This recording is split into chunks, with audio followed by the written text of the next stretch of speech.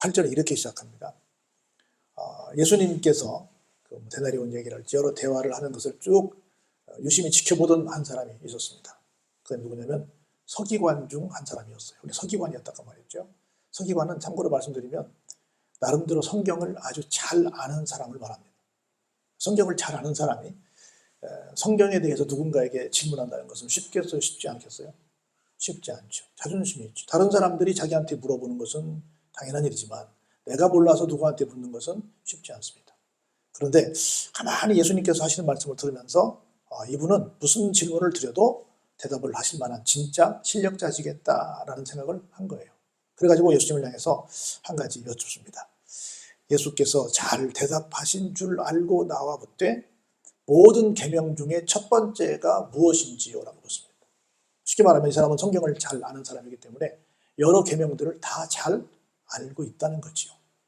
그런데 자기 생각할 때 다 중요한 것 같은데 뭐가 제일 중요할까? 한번 예수님께 이것을 좀 확인하고 싶었습니다. 그래서 예수님께서 이렇게 말씀하십니다. 첫째는 이것이니까 지금부터 잘 들어봐라. 그러면서 첫 번째 뭐라고 말씀하시냐면 주 곧 우리 하나님은 유일한 주시다. 우리가 하나님으로 인정하는 분은 유일하신 분인데 그분은 유일한 이 세상 모든 것에 대해서 주인이 되신다. 이걸 기억하시기 바랍니다. 여러분, 신은 우리가 섬기는 하나님 한 분밖에 안 계시고 그 하나님은 어떤 분이시냐면 모든 것의 주인이 되신다. 이걸 꼭 여러분들이 기억하고 사시기를 바랍니다. 뭐 어떤 사람들은 이 종교 저 종교 다 좋지 뭐 이렇게 말씀하시는 분들이 계십니다. 그렇지 않습니다. 진짜 참 우리가 믿어야 될 대상은 하나님 한 분뿐이시다. 이걸 꼭 기억하시기 바랍니다. 그런데 어떤 것이 첫째 계명이냐? 이분을 사랑하는 것이라는 거예요. 근데 사랑한다 좀 막연하잖아요. 사랑을 어떻게 하냐면 첫 번째로 마음 다해 사랑하라는 겁니다. 두 번째는 마음을 다하면 어디까지 가겠어요? 목숨도 걸죠. 목숨 다해 사랑하라는 겁니다. 세 번째는 내 모든 뜻을 다해서 사랑하라는 겁니다. 그리고 네 번째는 뭐냐면 마음을 다하고 목숨을 다하고 뜻을 다하는 것을 그냥 적당히 하는 것이 아니라 온 힘을 다 모아서 이것을 총동원해서 주 너의 하나님을 사랑하라는 겁니다. 이것이 뭐예요? 첫 번째라는 겁니다. 이게 모든 계명 중에 첫 번째 우리가 지켜야 될 가장 중요한 계명이다. 이렇게 주님께서 답변을 하셨습니다. 우리는 뭐 쉽게 말하면 하나님 사랑, 이웃 사랑 이렇게 말합니다. 근데 그걸 좀 더 풀어서 어떤 사랑이냐? 마음을 다하는 사랑이다. 어떤 사랑이냐? 목숨을 다하는 사랑이다. 어떤 사랑이냐? 내 모든 뜻을 다 총동원하는 사랑이다. 그리고 이 모든 것들을 어떻게 하는 것이다? 힘을 다 모아 쏟아붓는 사랑이다. 누구를? 하나님을. 이것이 첫 번째 사랑이라는 말씀을 하십니다. 두 번째는 똑같습니다. 이와 똑같아요. 마음도 다하고 목숨도 다하고 뜻도 다하고 힘도 다하는데 이번에는 누구를? 내 이웃을 내 자신처럼 사랑하는 것이다. 라는 겁니다. 이것보다 더 큰 계명이 있다 없다? 없다. 이게 가장 큰 계명이다. 이게 가장 우선되는 계명이다라고 말씀을 하십니다. 그러면 이 사랑 말하고 있는 사랑은 뭘까요? 사랑은 온전한 맡김입니다. 온전한 맡김이 곧 뭐다? 믿음이라는 거예요. 온전히 맡기지 못하면 믿지 못하는 거죠. 그렇죠? 어느 정도 믿냐면 이런 얘기를 한번 해보고 싶어요. 조선조 영조 때 이재라고 하는 아주 이름난 학자가 있었습니다. 이재. 근데 이 사람이 일찍 아버지를 여의고 홀어머니 밑에서 컸어요. 근데 어머니가 이재가 12살 되던 해에 당대의 정치가 시동생인 이만성에게 데려가서 이 아이를 좀 잘 키워달라고 부탁을 했습니다. 그런데 얼마나 맡겼는지 잘 몰랐어요. 이만성이 며칠 후에 집에 와서 이야기를 합니다. 이재 어머니에게 이재가 하도 공부를 안 해서 내가 좀 때렸다. 예를 들어 좀 때렸는데 좀 심하게 때렸는지 그만 이 아이가 죽었다라고 말을 합니다. 아니 좀 잘 좀 키워달라고 공부 좀 시켜달라고 부탁했더니 아니 아이를 죽였다니 너무 슬퍼했습니다. 그럼에도 불구하고 가르치다 그런 걸 어떡합니까? 괜찮습니다. 그렇게 말을 했어요. 대단하죠? 그러자 이만성이 이렇게 말합니다. 예, 사실은 죽지는 않았고요.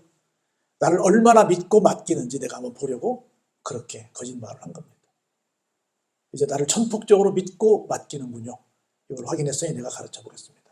해서 대단한 사람으로 키워낸 이야기가 실제 있었습니다. 이게 믿음이라는 건 뭐예요? 믿고 맡기는 거예요. 맡긴다는 것은 뭡니까? 믿는다는 거지요. 그래서 온전히 하나님을 사랑하는 것, 이웃을 사랑하는 것, 이것이 계명 중에 첫 번째 계명이다라고 말씀을 가르쳐 주셨더니 서기관이 말합니다. 선생님 옳습니다. 하나님은 한 분이시지요. 그 이외에 다른 이가 없다고 하신 말씀이 진짜입니다. 그랬더니 이렇게 계속 말을 이어갑니다. 여러분 보세요. 마음을 다하고 지혜를 다하고 힘을 다하여 하나님을 사랑하는 것과 이웃을 자기 자신과 같이 사랑하는 것이 전체로 드리는 모든 번제물과 기타 제물보다 낫습니다. 예수님이 하셔야 될 말씀인데 누가 지금 하고 있어요? 서기관이 하고 있는 거예요. 이 사람도 서기관 중에는 대단한 사람인 거예요. 그 서기관 덧붙여 말했죠. 하나님을 사랑하는 것은 뭘까? 이 사람 이렇게 해석을 합니다. 첫 번째 똑같아요. 뭘 다하고? 마음을 다하고. 두 번째는 뭘 다하고? 지혜를 다하고. 그리고 세 번째는 뭘 다해서? 힘을 다해서. 아까는 마음을 다해서, 목숨을 다해서, 뜻을 다해서, 힘을 다해서 주님께 말씀하셨는데 이 양반은 그걸 줄여서 마음을 다하고 지혜를 다하고 힘을 다해서 하나님을 사랑하는 것이 모든 재물을 드리는 것보다 더 낫습니다라고 대답을 합니다. 그리고 이웃을 그렇게 똑같습니다. 자기 자신처럼 사랑하는 것이 진짜 중요합니다 라는 말을 얘기하니까 예수님께서 그 지혜 있게 대답하는 그 서기관의 모습을 보시고 뭐라고 말씀하십니까? 네가 하나님의 나라에서 멀지 않구나. 너는 아직 전적으로 나를 믿는 건 아니겠지만 아직 서기관 유대교인이니까 네가 말하는 걸 보니까 너 상당한 경지에 이르렀구나. 상당히 깨달았구나. 그 정도 깨달은 걸 보니 너도 구원이 멀지 않구나 라고 칭찬을 해 주셨습니다. 이렇게 대단한 서기관에게 대답을 하는 모습을 사람들이 지켜보고 감히 그 앞에서 더 이상 질문을 사람들이 못했더라라는 말씀으로 34절의 말씀이 끝이 납니다. 그럼 한 가지 더 얘기를 해요.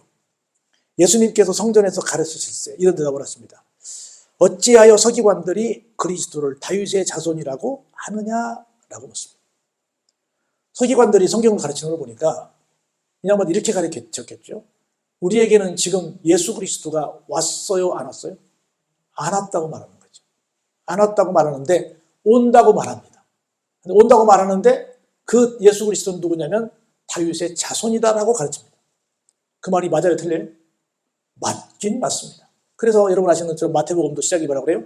아브라함과 다윗의 자손 예수 그리스도의 세계라. 예수 그리스도의 계보라. 예수 그리스도의 족보라. 이렇게 시작하잖아요. 1장 1절에 시작하는 것처럼 분명히 혈통적으로 육신적으로는 예수님은 아브라함과 다윗의 후손이 자손이 맞긴 합니다. 근데 그렇게 가르쳤어요. 근데 그렇게 가르치는 걸 보시고 예수님께서 그 말이 맞긴 맞지만 자손이라 하느냐 그 말은 이런 말이에요. 왜 자손만 된다고 말하느냐 이 말씀이에요.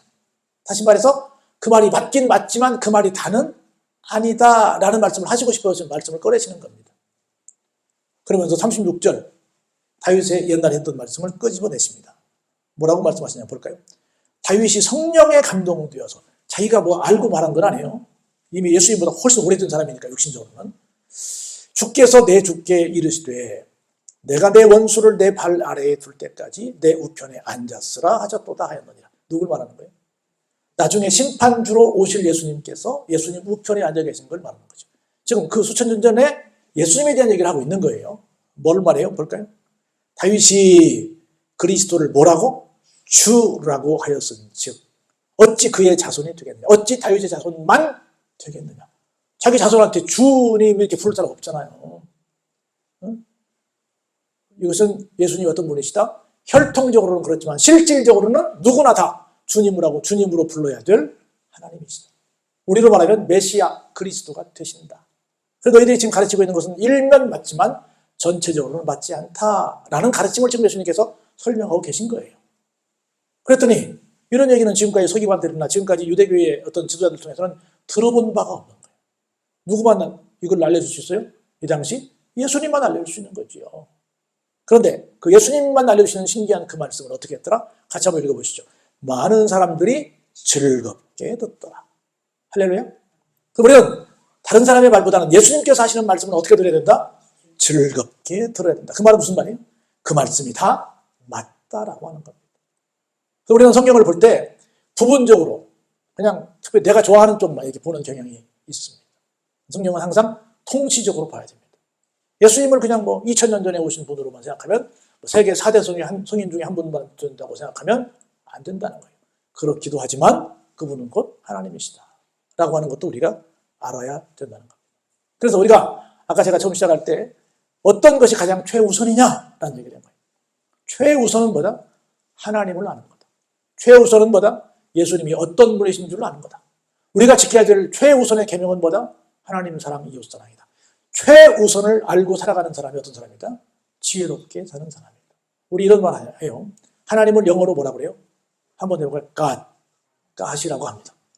God. 그래서 여러분 최초의 선교사들이 우리나라에 왔을 때 놀랬다고 그러잖아요. 머리에 이상한 사람들이 다 뭘 쓰고 다니는 거야. 그리고 모자도 아니고, 모자가 아닌 것도 아니고 머리에 쓰고 다니니까 사람들이 이상해서 물었다잖아요. 도대체 당신들은 그 머리에 쓰고 있는 그 이상한 거 뭡니까? 이렇게도 있고, 이렇게 둘레도 있고, 끈도 있고, 이거 뭡니까? 이게 모자입니까? 뭡니까? 물었더니 이건 모자가 아니고 이건 가시입니다. 그래서 깜짝 놀랐다 그러잖아요. 모든 이 조선 사람들 머리에 하나님을 쓰고 다니네. 하나님을 모시고 다니네. 가시 하나님이니까 놀랬다 그러잖아요. 이 나라 이름이 뭡니까? 그랬더니 조선이라잖아요. 초선. 영어로 선택된 나라는 뜻이에요. 조선. 이야, 이 나라 이름이 조선이래. 하나님이 선택한 나라라네. 그렇게 떠요. 희한하게 영어 발음으로 그렇게 된 겁니다. 그래서 하나님은 가시예요. 근데 그걸 영어로 말하면 스펠링을 말하면 God인데 이걸 거꾸로 말하면 뭐가 되겠어요? DOG가 됩니다. DOG는 도그라고 그래요. 도그가 뭐예요? 개가 됩니다. 개. 하나님을 찾지 않으면, 가신 하나님을 찾지 않으면 뭘 찾게 된다? 도그, 개를 찾게 된다. 정상적인 삶을 살지 못한다는 거죠. 우리가 최우선적으로 뭘 찾을 것이냐? 뭘 찾자? 하나님을 찾자. 그리고 뭘 찾자? 하나님께서 최고로 중요시 여기는 계명이 뭘까를 찾는 삶을 살게 되면 우리는 이 땅에서 구원받는 심령들, 예수님께 칭찬받는 심령들의 삶을 살아가게 될 줄로 믿습니다. 이런 지혜가 우리 모두에게 있기를 주의 이름으로 축원합니다.